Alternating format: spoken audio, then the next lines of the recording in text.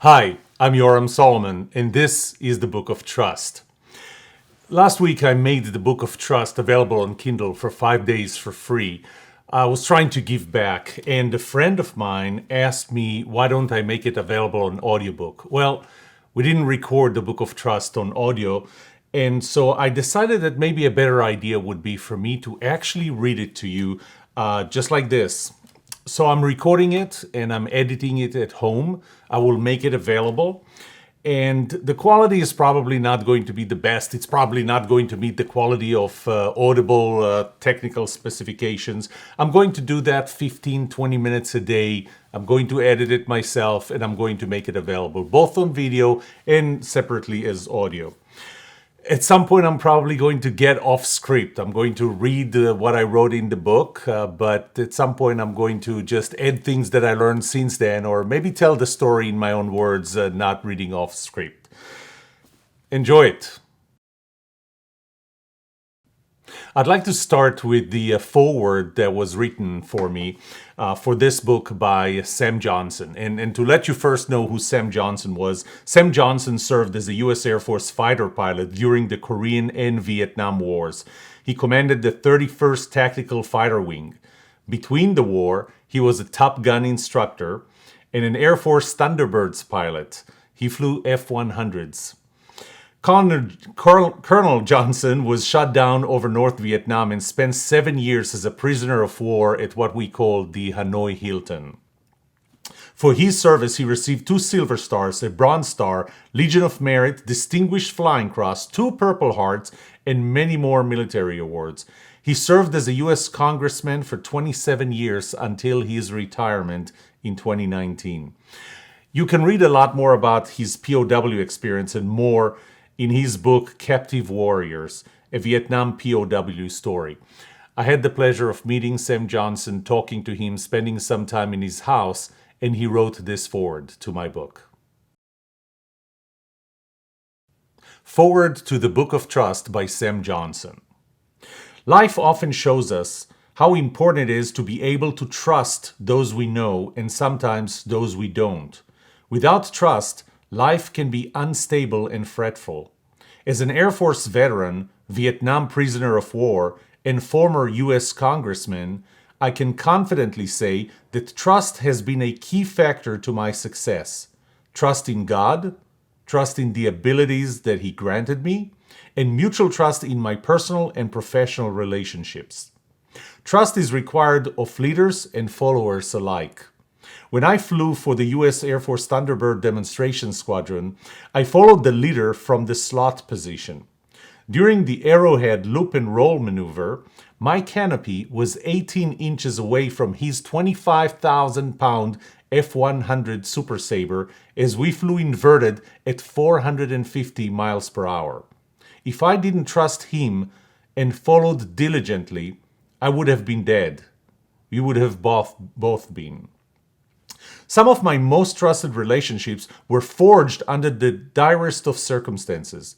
Trust was particularly crucial during the nearly 7 years I spent as a prisoner of war in the infamous Hanoi Hilton.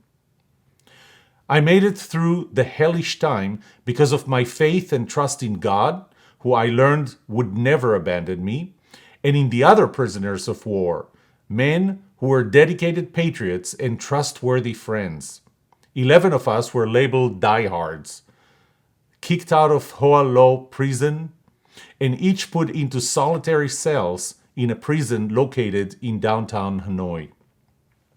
We wouldn't cave to our North Vietnamese captors. We resisted at every turn as hard as we could.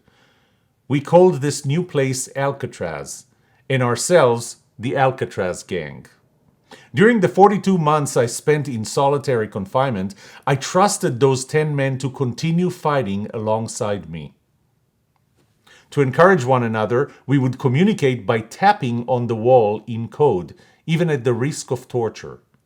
When I was the last man remaining in solitary, my trust in those men was proven yet again. They went on a hunger strike until I was returned to the main camp and given a cellmate after 3.5 years without seeing or talking to a single friendly face. That type of trust builds unshakable bonds. There are 4 of us still living, and more than 45 years later, I still chat with one of them weekly. I don't know why. Perhaps it was a combination of my faith in God, family, country, and my fellow man, but after I returned home, God put me in a position of wider influence in the United States Congress. Serving in the U.S. House of Representatives taught me how rare and important the commodity of trust can be in politics. Being a straight shooter and a person who upholds his word earned me the trust of my congressional peers, who voted me the most respected member of Congress in 2009. Similarly, as the leader of my office staff, the trust I established with the men and women who worked with me created a positive working environment. My trust in them also set clear expectations that their behavior should be trustworthy in return. They learned that I trusted them to do their work well, while they trusted me to allow them the opportunity to grow professionally through meaningful work on behalf of the Texas 3rd District that we represented. Despite the deadlines and unusual work hours, there was always satisfaction of a job well done with colleagues you trusted and respected. One unique case when the trust I had in my staff was exemplified was on 9/11. That morning, I was at the Pentagon when American Airlines Flight 77 struck the building. Thankfully, I was not on the side of the impact, so I rushed back to my office to be with my staff. Once there, I encouraged them and assured them that we and our country would survive. The foundation of trust we built with one another, coupled with my experience in combat, allowed them to believe my words and find comfort. Even now, after my retirement from Congress in 2019, many of my former staffers continue to maintain contact with each other and with me. I attribute those special friendships in large part to the trust built during the time we had worked together. As a congressman representing the Texas 3rd Congressional District, I met Dr. Yoram Solomon, who was elected and served on the board of a prominent public school system within my district. Receiving no compensation, dealing with the education of 55,000 students, their parents, teachers, and administrators had put him in a position to truly understand trust. It must also have been his military service at the Israeli Defense Forces 35th Airborne Paratroopers Brigade that taught him how trust gets built under fire, and I respect him for that.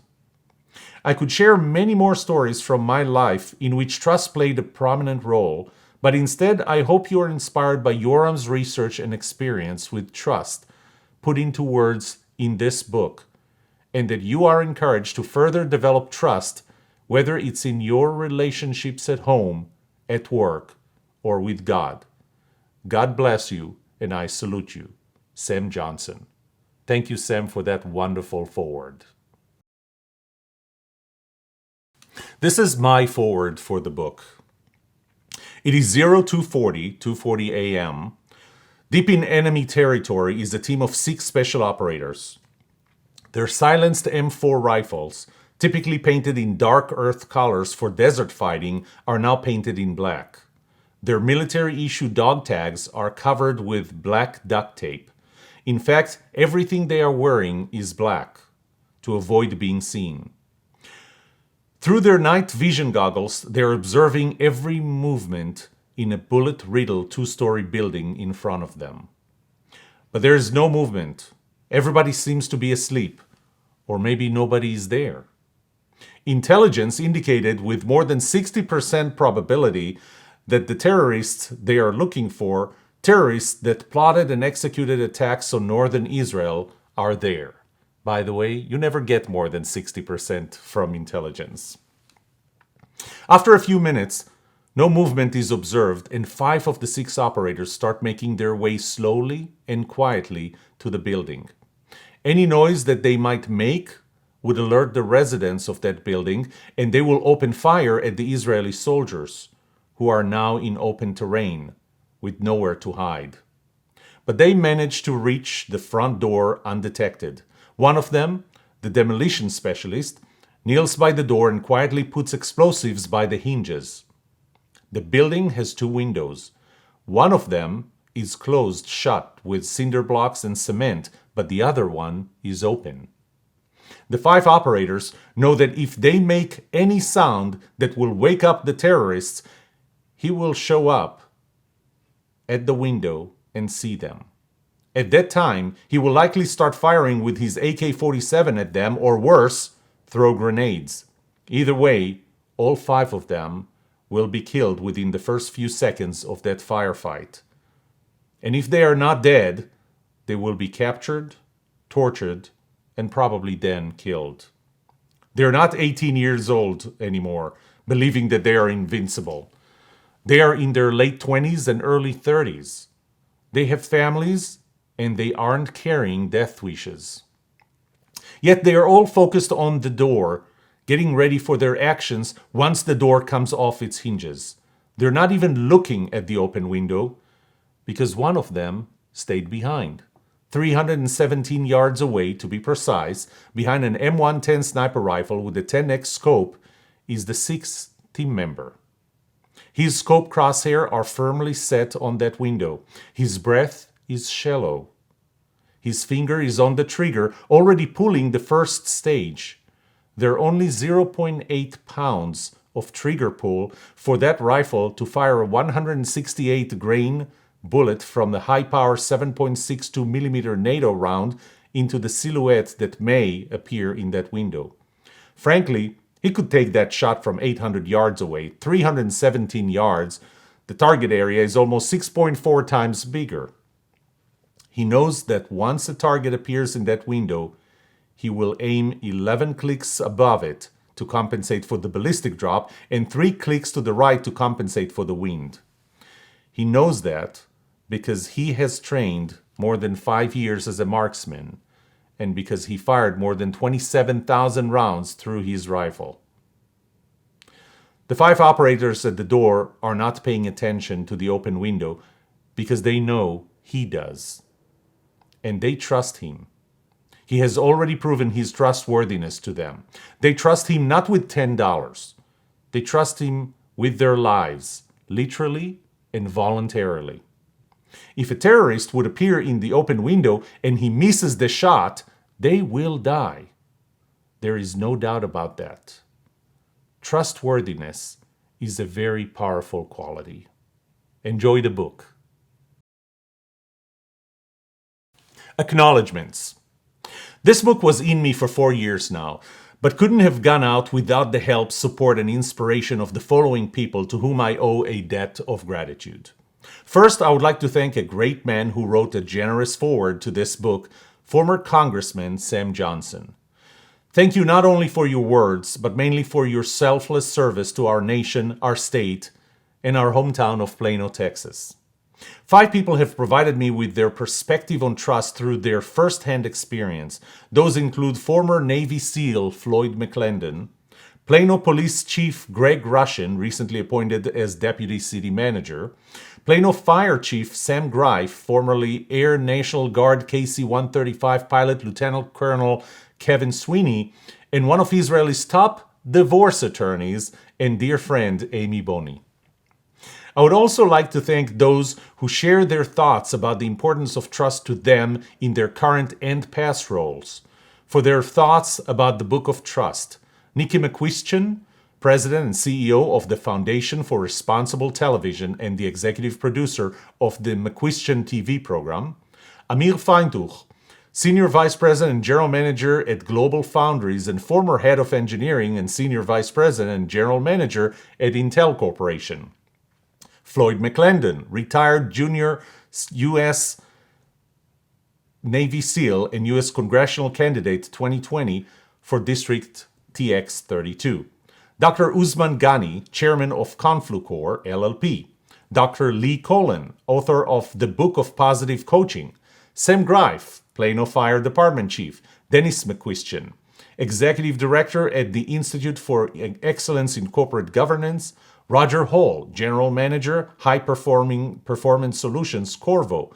Kevin J. Sweeney, Lieutenant Colonel, retired, KC-135 pilot, U.S. Air Force. Kevin E. France, Managing Partner, Momentum Consulting Group, Incorporated. Sarah Bonzer, Superintendent, Plano Independent School District. John Jacobs, Executive Vice President, the Richardson Economic Development Partnership. Coach Rick Colster, CBC, Founder and Chief Coaching Officer, Peak Performance Group.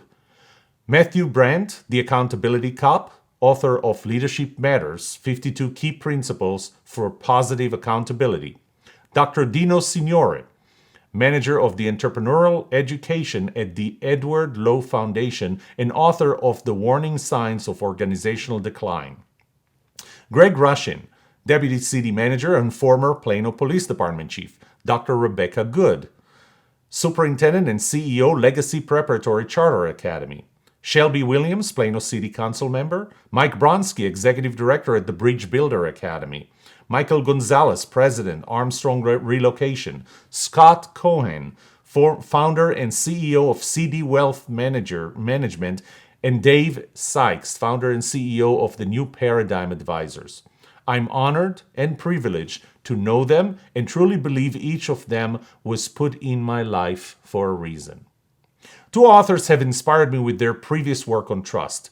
In 2006, when I worked at Texas Instruments, I had heard Stephen M.R. Covey, who came to speak to us about his book that had just come out, The Speed of Trust. My perspective was enriched by the work of David Horsager in his 2012 book, The Trust Edge. David and I became friends through the National Speakers Association, in which both of us are members. At the same time, I would acknowledge the dozens of researchers whose groundbreaking work I cited in this book and the thousands of participants who took part in my own research studies that led to the conclusions I've put forth in this book. But I would also like to thank a few people that always had my back. The people I trust the most, including my wife Anat, my daughters Maya and Shira, and my in-laws Moshe and Margalit Rotman. Ever since I started dating their daughter, I always knew I could always count on them for everything. Their support never wavered, and neither did my trust in them. I also thank Maya for taking a very prominent part in editing this book, and Shira for taking part in the research included in this book. It was a great experience sharing this effort with them, and I'm very proud of the quality of work I grew to expect from them. I want to also thank my friends at the National Speakers Association and specifically those at the North Texas chapter. I learned a lot from you, and you shared your wisdom and experience with me generously and encouraged me along the way, for which I'm grateful. Finally, I wanted to thank my fellow 35th Airborne Paratroopers Brigade members who served with me.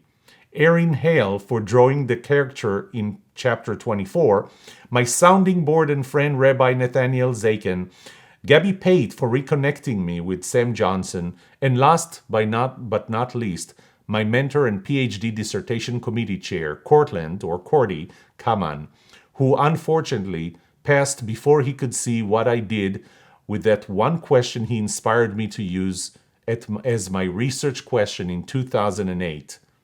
And who wouldn't allow me to settle for a good enough dissertation, but rather insisted that I conducted research that will improve my life and the lives of others. It was a tall order, one I hope I'm living up to.